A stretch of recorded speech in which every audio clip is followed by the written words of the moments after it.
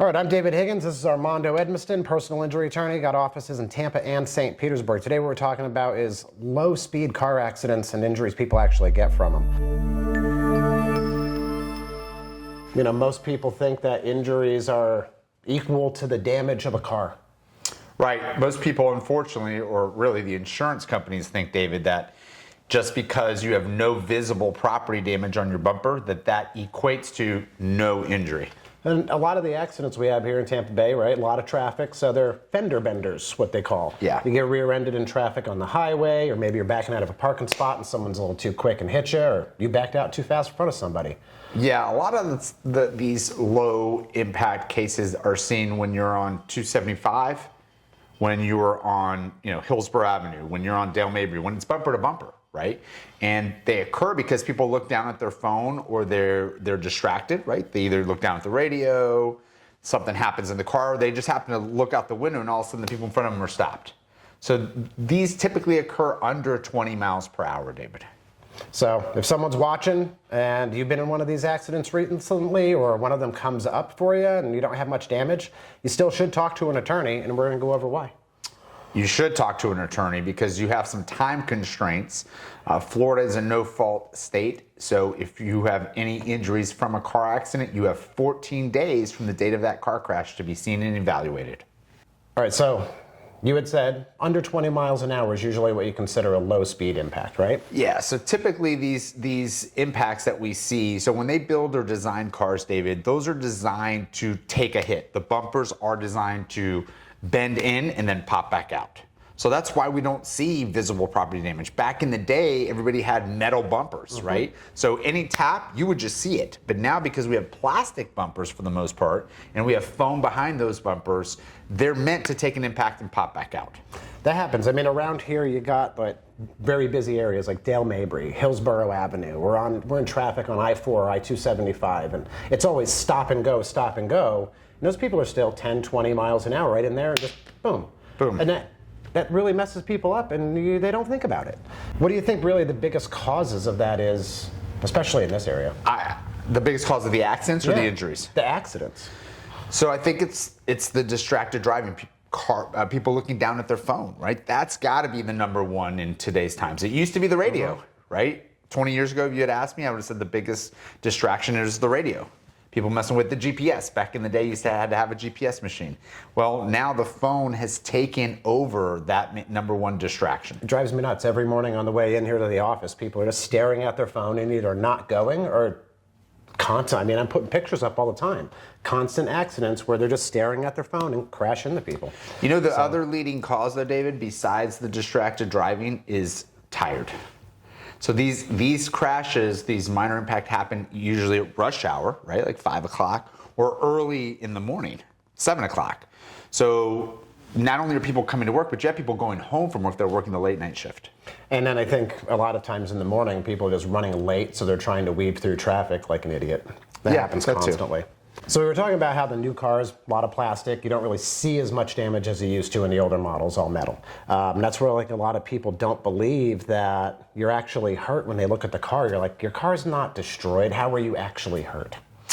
Well, David, right, because the insurance company has spent millions and millions of dollars to put out this propaganda, right, that you can't be injured if you can't see any visible property damage. And that's just absolutely not true, right? So when you're in one of these minor impact cases, what's actually happening is your body, when you get rear-ended, you're getting pushed forward, your head still lags behind, and then your neck gets pushed forward, and then you get pushed back into your seat, and then your head goes back into your seat. So you have this whiplash type motion.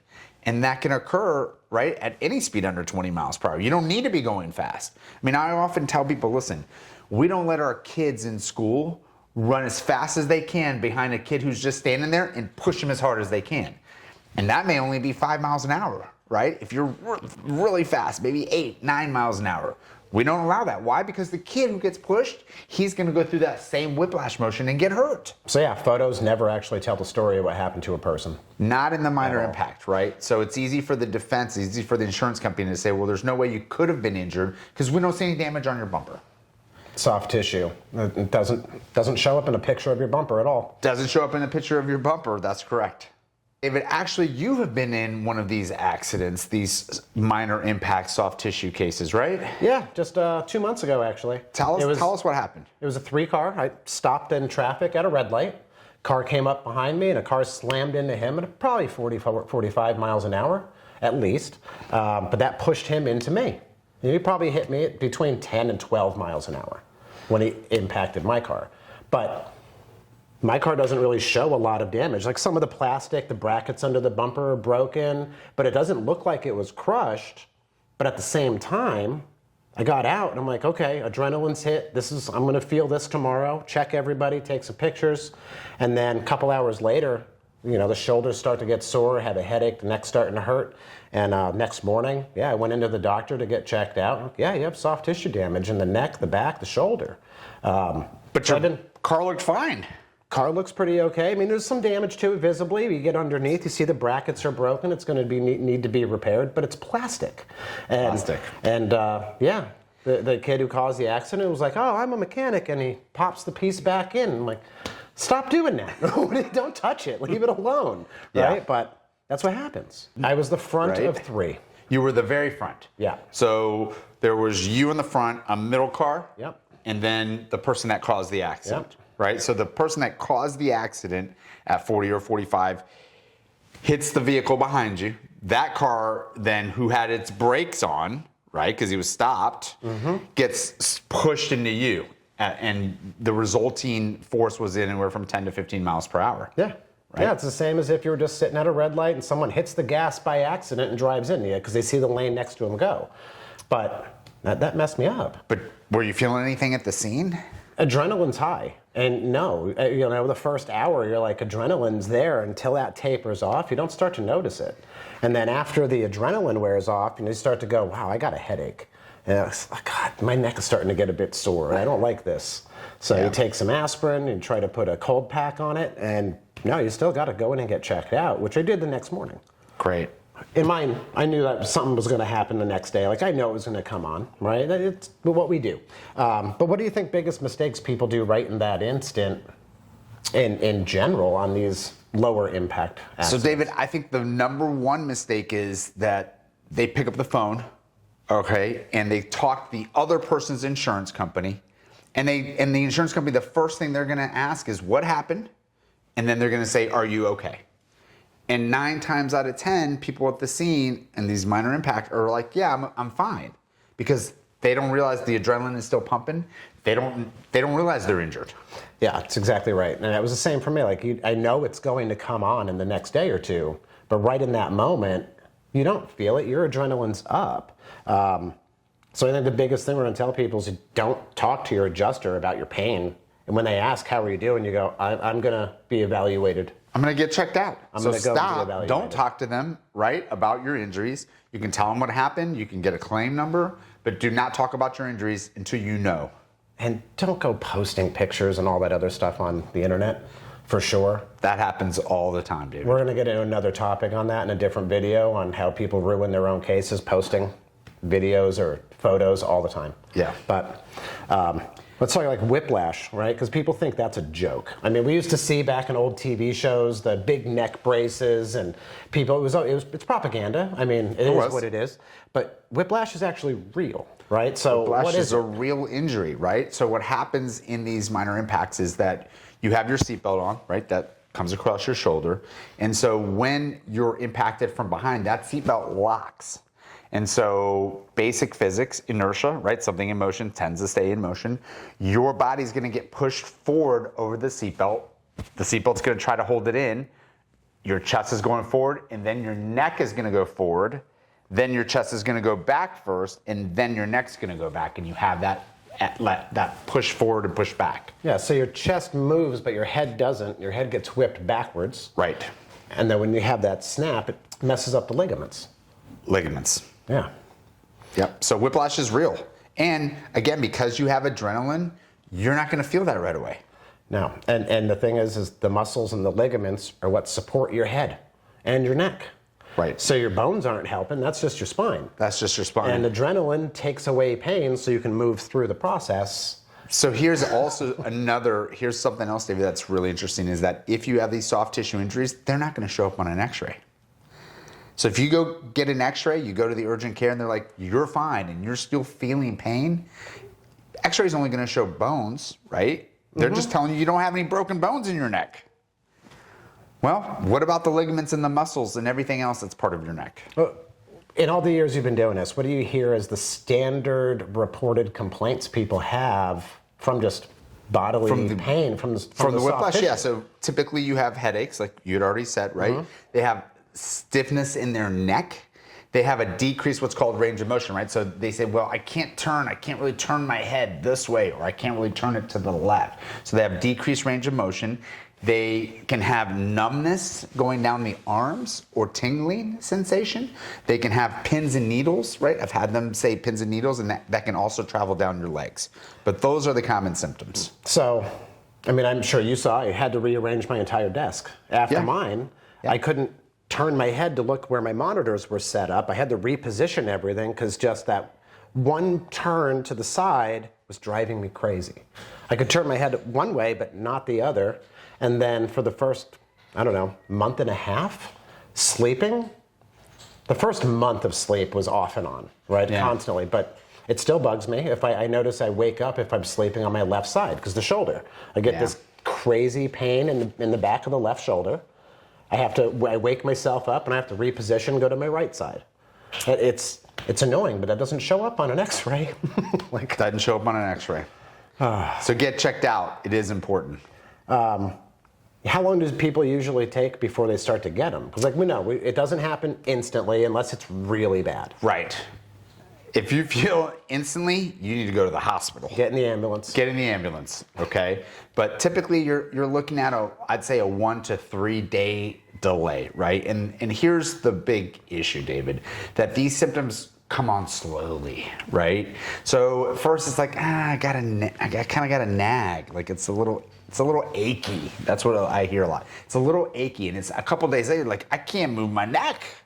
So it progresses. So I would say, look, by day 3, you're gonna know. Day 3, day 4, you're for sure, it's been enough time where the swelling's probably gone down, your adrenaline's down, you're gonna feel like, what is going on with my body? And listen to your body. That's super important, David. So get checked out, and then we go back to our conversations about PIP. How long do they have to get checked out to be able to use it? And let me, before I go to PIP, I want to tell everybody this is very important, okay? If you go see a doctor and you're in pain and he's trying to tell you that you're fine, go see a different doctor. I mean, that's just an opinion of one provider, okay, David? It is important. Listen, doctors do the best they can based on the information they have, but they don't know everything. It's just a medical opinion. So seek help from somebody else that's willing to try to figure out where your pain is coming from. As far as PIP, you have 14 days, David, from the date of that impact to get seen in order to have your personal injury protection or your PIP benefits, which are through your car insurance, where you can use up to $10,000 in getting medical care. All you who are out there riding motorcycles, you don't have PIP. So add another layer of medical coverage to your policy, because PIP doesn't apply to motorcycle riders here. Right. You have to have what's called MedPay. So get MedPay if you have a motorcycle and get uninsured motorist. We're talking about headaches is a big thing that come on with people. I don't think people realize they can actually still get a concussion without slamming their head into the dashboard or the window.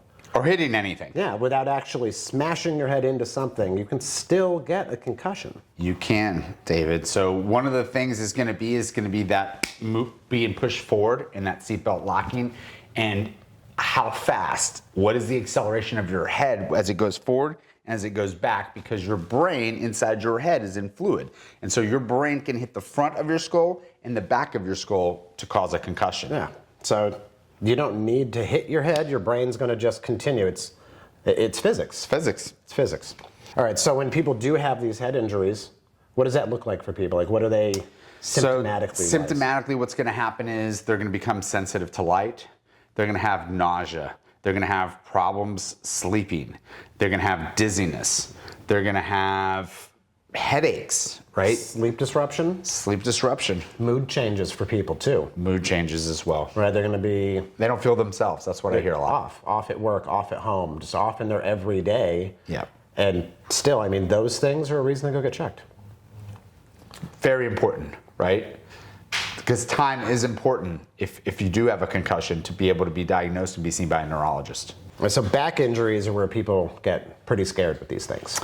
Yeah, back injuries are one of the most common types of injuries when you get into these soft tissue, right? No visible property damage cases, right? Because again, you're getting pushed forward and you're getting pushed back into your seat. And so that movement, not only is your head getting thrown, but so's your back, right? And the most common that we see is in your lower back or your lumbar. That's where we see those injuries. That's where you're gonna have aching pain, stabbing pain. You could have radiating pain that goes into your butt cheeks, right, from both sides, or it can travel down your legs, right? So you can have numbness, tingling, and stabbing pain. That's where our bodies are weird, because you can have a back injury, but you feel it in your hip or your leg, and you're like, but I didn't even hurt my leg. Yeah, it's so strange. Yeah. Well, because all the nerves, you have all the nerves coming out of your spine.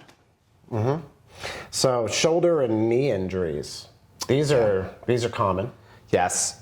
Yep. So typically what we see is that, depending on the driver's seat where you sit normally to drive, and then you get rear-ended and your knee gets pushed either into the dashboard or the steering wheel, right? And as far as your shoulder, it's that jerking motion depending on, and some people when they get in an accident, they're reaching, right? They have their arm extended out. So they may try to brace. That's where you see a lot of the shoulder injuries, right? They either grip the steering wheel really hard or they just put their hands out. And that motion, again, it's putting a lot of pressure on those ligaments and tendons in your shoulder. And I can see that happening with ankles and knees. But if you see the accident coming, like if you happen to look up in the rearview mirror and you see it, you brace, you lock yourself up, which is probably the worst thing people do. That is a discussion that we have a lot is what's worse, right? Yeah. If I know I'm getting hit, do I tense up or do I try to be loosey-goosey? Yeah. And I don't know how you would be loosey-goosey. Yeah, how do you just go, I'm just going to take it, right? You can't consciously do that. You want to prevent. But when you grab the steering wheel, you push your feet out to hold yourself in place. Right. That's impact pressure going right through your bones, right through your muscles. That's not a good day. It's a lot of force. That's not a good day. So now after the accident happens, you get checked out, adjusters are trying to talk to you. Well, even if you don't get checked out, right, David? So here's one of the things that's very important is that understand that an insurance company is doing everything they can to protect themselves. So they're going to reach out to you as fast as they can get a hold of your phone number, David, because they want, what do they want? Recorded statement from you, and they want to ask you and get you on record saying you don't have any injuries. So they're going to call me, are you okay? And you go, yeah, I think I'm okay. Right. And then the next day you're like, I'm not okay. The day after you go, I'm really not okay. I got to go to the doctor. Yep. And then insurance is going to go, but we have you on a recorded call saying you're fine. You're fine. Right after the accident. So you didn't go to the emergency room the day it happened, and you told us you were fine. And you told us you were fine. So that's where people really jam themselves up. And we've had those cases, right? And we have to explain, again, not only to an insurance company, but one day to a jury, like, yeah, the adrenaline was pumping. She felt okay. The next day she didn't, and it progressively got worse, and she went. So as soon as you start feeling symptoms, you need to go get seen. And the worst part for everybody out there who's going to get in an accident one day is that the insurance company already knows this. They know you're going to be hurt. They know it's going to take a few days for you to feel it. They know it might take 3, 4, 5 days before you decide you need to see a doctor because it's actually hurting. And they're going to use it against you anyway because their only job is to protect the profit of the corporation. Yeah. That's it. I mean, they are a for-profit corporation, right, David? So what does that mean? That means they take in as much money as possible and pay out as little as possible. Yeah. Yeah. In fact, they made so much money, I got a refund check from Progressive. Thank you, Progressive. Yes, so did I. Thanks. Thanks for taking so much from me last year. Right. Right. The other side is, well, there's no damage to your car. There shouldn't be any damage to you. You're making it up. And that goes back to the whole thing. Pictures don't equal injuries.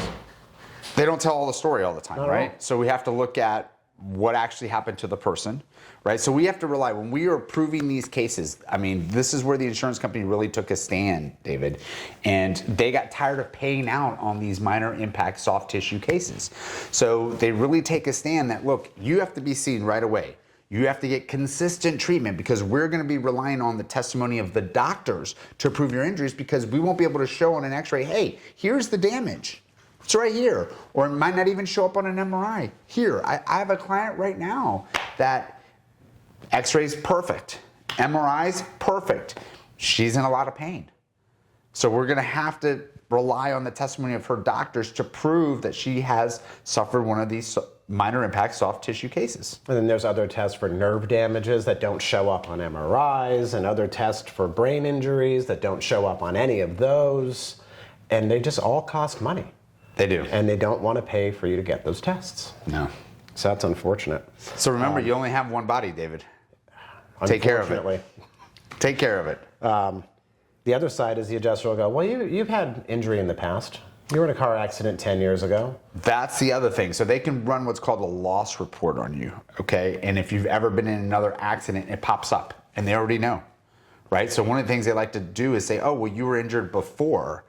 They don't really give you the opportunity to say, hey, well, yeah, I got injured before, but I made a full recovery. I was fine before this accident.